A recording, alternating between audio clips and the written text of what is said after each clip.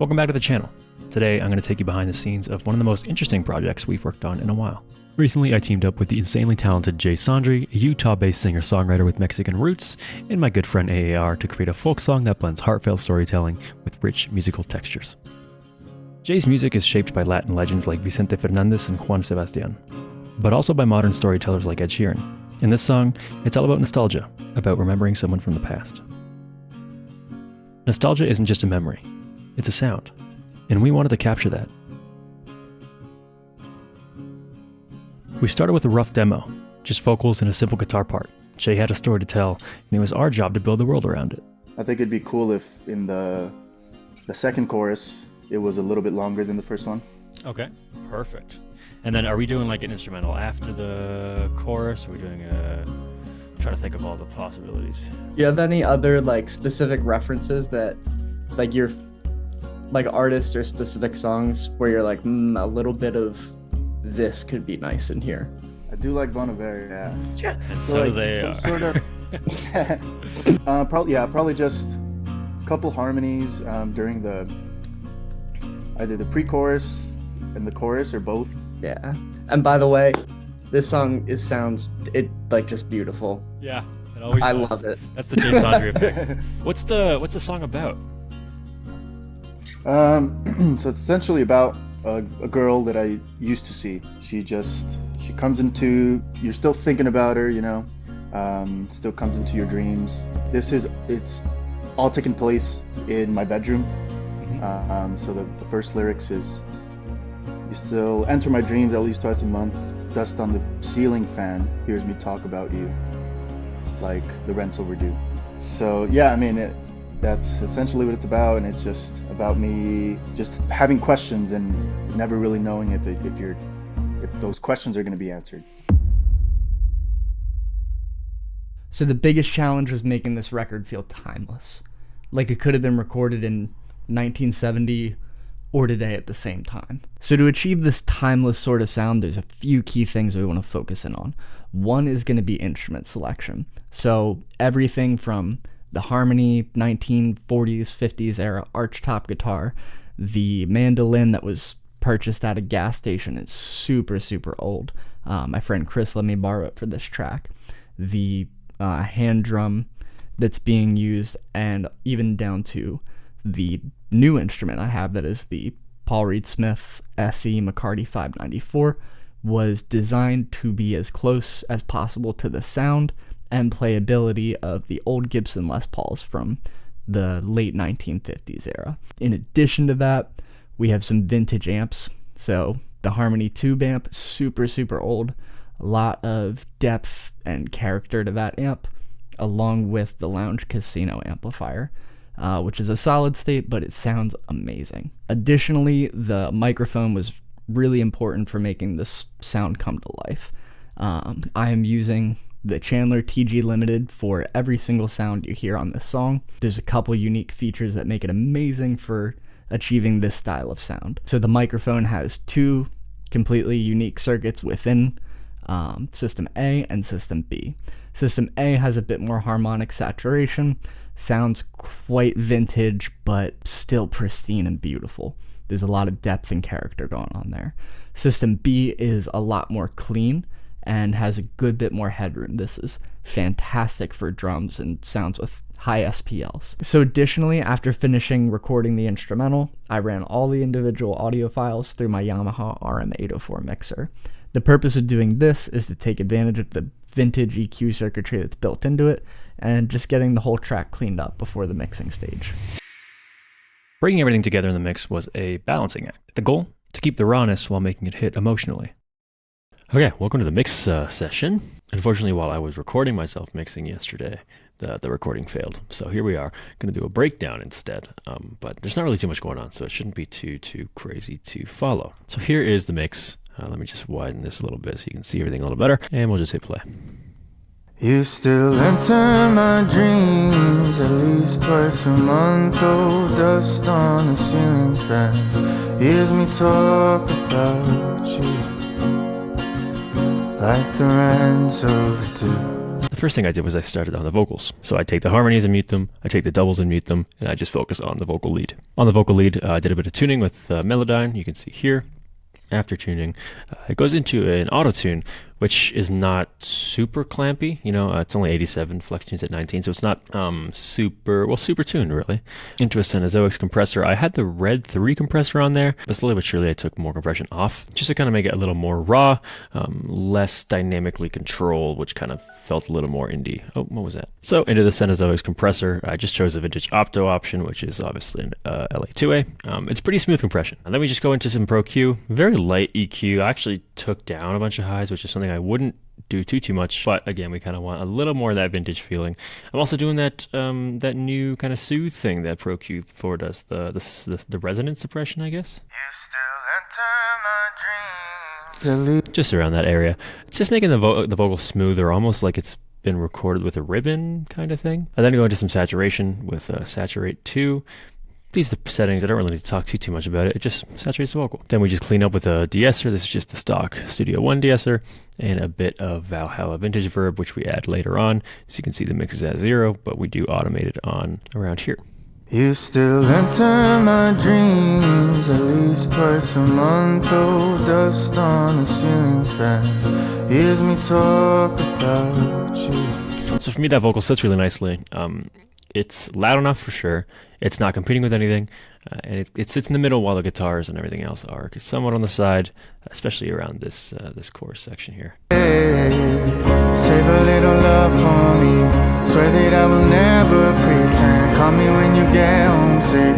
I'll be your medicine in the dark when it's cold as a river's mouth. So despite there being a lot of stuff going on, you can still hear the vocal pretty clearly. And even then, you could even clean it up a little more, make the vocal really stand out, but that's not the vibe we're going for here. It's more of a conjunction of vocals kind of in this section that kind of create like an atmosphere. So it's less about focusing on the lead vocal, more about kind of focusing on the concoction of vocals we've got going on. And as for the sends, we're sending to a vocal reverb, which is just a rev intensity reverb. Here, it's just a long reverb. We're also going to the stereo side compressor that's on the rev intensity verb. Basically, that's just ducking the verb. It's just side chaining the reverb to the vocal. We then go to a slap delay. Slap delay is, as always, the Echo Boy, same thing as the Ableton sessions. Then we have a medium delay, which is again an Echo Boy, but obviously a longer time. This isn't timed to a click, so there's no tempo. So I just kind of had to guess with the milliseconds what the best time is, settled around 278. Then we go into the vocal doubles, and that's the same sort of thing. We have auto tune, and we have Pro EQ, I guess, just some EQ. On doubles, I typically just cut highs, cut lows, kind of do like a band pass here.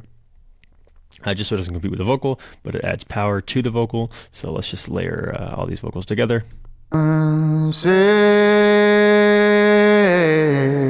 Save a little love for me.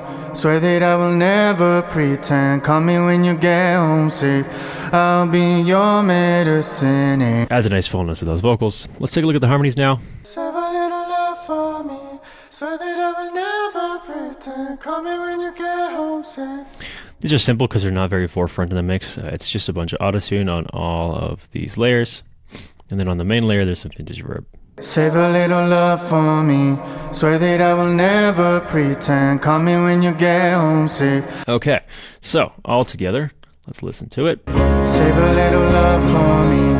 Swear that I will never pretend. Call me when you get homesick. I'll be your medicine in the dark when it's cold as a river's mouth. So as you can see in that little section here, more reverb is added. That's that automation I was talking about. Now we'll get into the instrumental, starting with the acoustic guitars. Actually, we'll start with the bass and drums because I changed those the most, or I mixed them the most. Everything sounded really good when I got it, so shout out to Aaron for making everything sound great. The bass, I did have a little bit of issues with, just because of how boomy and crazy it was. Or sorry, it was the kick, but the bass is kind of the same thing.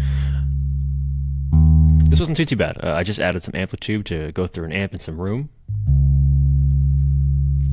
Studer kind of boosted it quite a bit. Just getting that nice saturation from the tape. And then we have an EQ. Kind of working on this area. I'm not a huge, I hate this area of of bass. Or just in general, I hate the frequency. I'm a hater of 160. So that sounds good. But next we had to go into the kick.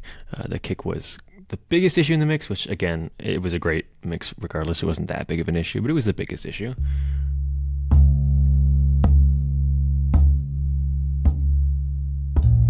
That's that hand drum Aaron was talking about earlier.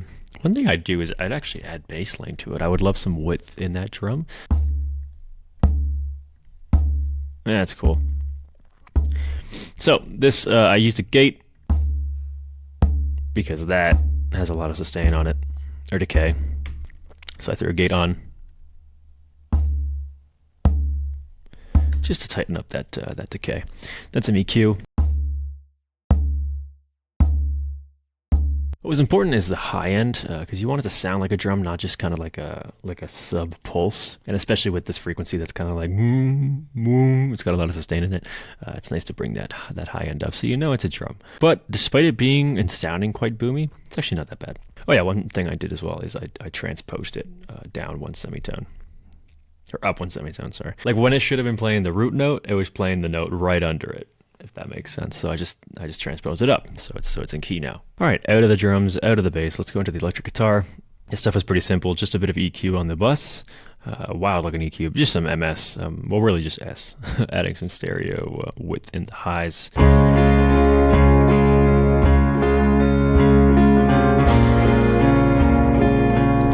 So if we focus in on those frequencies,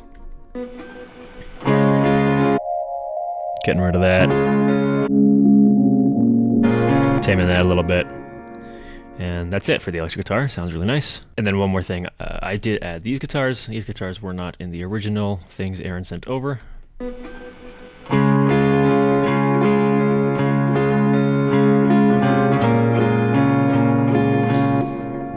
These patches are a part of the custom shop that I sell, so that's a softy patch. Next we go into the acoustic guitar. The acoustic guitar, I believe, yeah, I just treated them all as one, including the mandolin on this guitar sub. Only thing I did was add some saturation from Abbey Roads and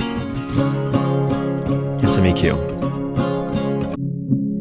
Again, I hate this area, so I dug it quite a bit. We then go into the keys. Nothing is even touched on the keys. They sound like this.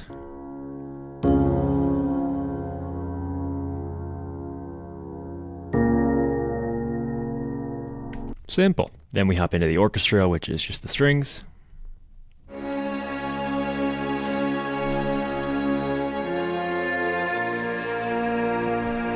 Did a little bit of EQ on here, boosted some highs in the sides, and boosted some kind of low mids in the mids. All right, this one has a yak delay on it.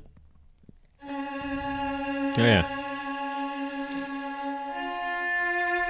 I do love the yak delay. It's a Safari Pedals plugin. It's pretty cool. And now we'll give it a listen. We won't listen to the whole thing because the song's not out yet. Where you been, where you going, are you in town? Do you remember the things that we once said? Save a little love for me, swear that I will never pretend. Call me when you get homesick, I'll be your medicine in the dark when it's cold as a river's mouth.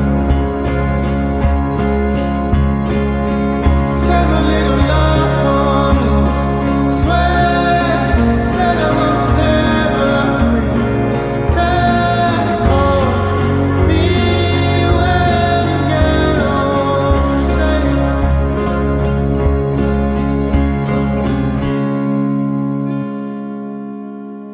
This project was a blast to work on. It's always amazing seeing different influences come together into something special. Should we do more songs and videos in this style? Let us know in the comments below. Thanks for watching. Check out everybody in this video, and I'll see you next time.